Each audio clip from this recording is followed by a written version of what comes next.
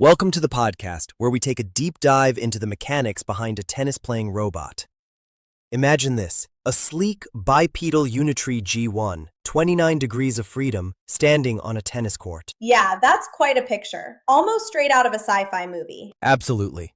Picture tossing a tennis ball into the air, serving it at over 15 meters per second, really fast, and before you know it, this machine shuffles its metallic feet, winds its 3D printed arm, and blasts back a perfectly angled forehand. It's like a high-speed, multi-shot rally against a futuristic opponent. So we're looking at the intersection of robotics and athletic performance, where AI meets human-level unpredictability. Exactly. And the crazy part is, the research paper driving this breakthrough, titled Latent Learning Athletic Humanoid Tennis Skills from Imperfect Human Motion Data, takes an unexpected approach. Instead of relying on perfect, high-fidelity human data, they used flawed, constrained data from amateur players. Yeah, wait a minute. Using amateur data? That sounds counterintuitive. You'd think perfect professional footage would be essential to get the precise movements right. It's, like trying to teach someone to cook a gourmet meal by showing them just how to chop an onion. Somehow, the team managed to compress these imperfect, fragmented, shadow-like movements into a kind of latent space that captures the core physics of proper movement. That latent space concept is fascinating. So they effectively extract the essence of human motion, the balance shifts, weight distribution, then let the AI build up a repertoire of macro movements? Yep. They use an autoencoder-like architecture to reduce that noisy, high-dimensional joint data into a lower-dimensional representation. This gives the robot a foundation in basic human kinetics, even if the details, like that crucial wrist snap, are lost in translation. But isn't that a pretty big risk? Relying on imperfect data could mean the robot might miss those micro adjustments that matter for, say, returning a ball hit at 30 meters per second. Exactly. And that brings us to what they call the cross-embodiment gap. You see, a human wrist has a whole complex structure with tendons and ligaments, but a robot's joint is a purely mechanical system with different torque limits and weight distributions. True. So you can't just copy-paste human motion into a robot and expect it to behave naturally. I mean, the math could just collapse under that mismatch. Right. Such a direct mapping would make the robot's motion, well, pretty much useless. Instead, the researchers split the AI's control output. One set for the gross motor actions, running, balancing, weight shifting, and another, corrective control, for the right wrist. It's like having an autopilot for body balance and a manual joystick for the precision tennis stroke. Yeah, that's clever. But here's a thought. If you're suddenly correcting the wrist with a hyper-precise signal while the body is in full motion, wouldn't that immense torque throw the robot off balance? That's a solid point. The sudden torque could definitely destabilize the whole robot. And indeed, the physics of a fast wrist snap can disrupt the entire kinematic chain. The robot would normally fall over if it weren't prepared. So how do they make sure it doesn't just end up as a metal heap on the court? They essentially bullied the robot during the reinforcement learning phase. In simulation, they injected random, violent disturbances directly at the robot's wrist while it was learning to balance. This forced the lower body to adapt dynamically to maintain its center of mass, even when the wrist was snapping out erratically. Bully it into action, huh? That's a pretty ingenious, albeit brutal, strategy. It is! They needed the robot to not just learn to hit the ball, but to brace itself against those shocks. And another layer to this is ensuring the AI doesn't cheat the reinforcement learning reward system. Right, because if the AI's reward is simply hitting the ball, it might exploit the simulation to get the reward, even if it means performing a twitchy, unnatural shuffle. Exactly.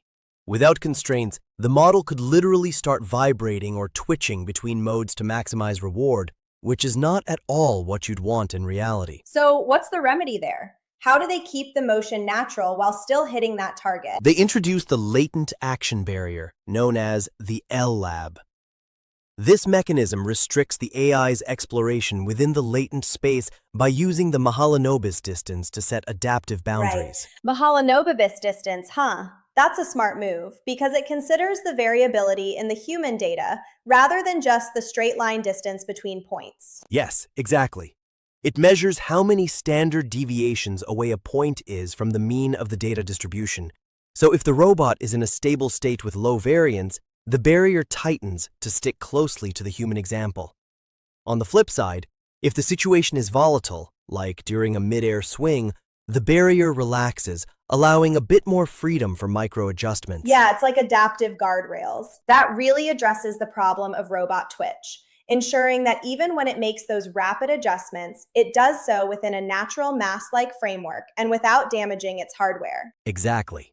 And speaking of hardware, the researchers also tackle the notorious sim-to-real gap. Oh, that's always the elephant in the room.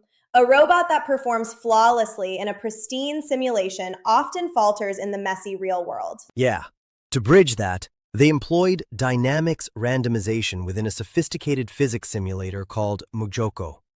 They randomized everything: joint friction, total mass, center of mass, even environmental properties like ball mass, court bounciness, and air drag. Right. So by exposing the AI to countless slightly different physical scenarios, it doesn't overfit to one idealized simulation, right? Exactly.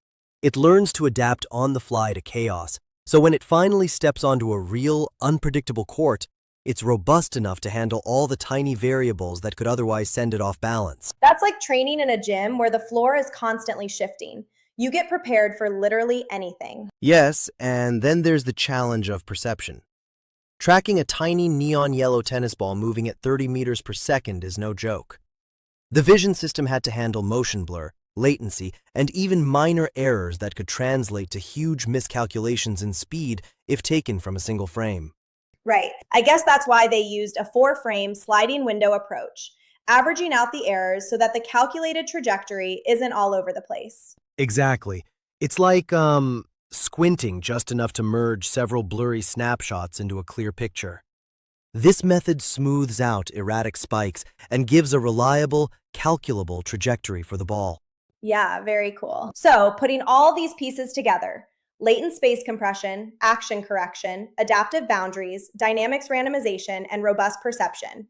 How did the system perform in the real world? The results are literally astonishing. They tested the system on a physical Unitree G1 in 20 consecutive human-robot rallies and achieved a 90.9% success rate on forehand returns. And not only that, the robot's movements looked natural. Weight shifts, swing timing, recovery, all in a way that mimics a human athlete. Right on. That really underscores the potential of using imperfect, fragmented data combined with smart algorithms to achieve what once seemed impossible. Exactly. And the broader implication is huge, the idea that you don't always need perfect data to master complex tasks. Whether it's a machine or even in our own lives, sometimes a few imperfect foundational skills with the right constraints can be more than enough. I see it as a paradigm shift.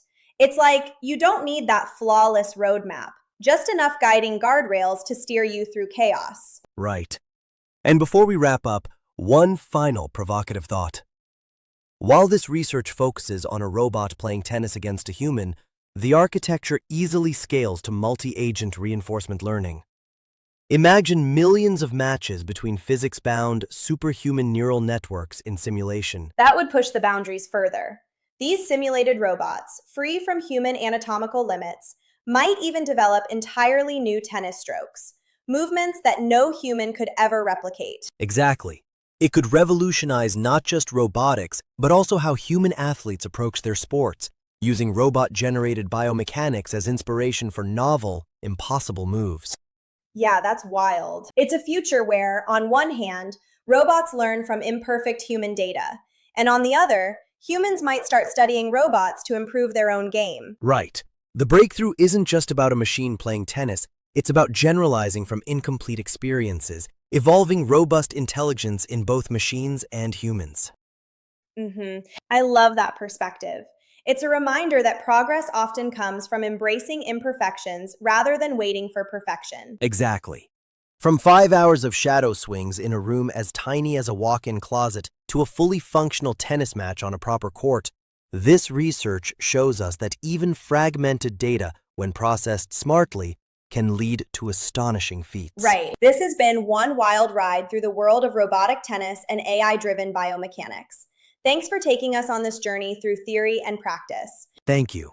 It's been a pleasure exploring the intricate dance between imperfect human data and high-performance robotics. Stay tuned for more discussions where we challenge the boundaries of science and technology.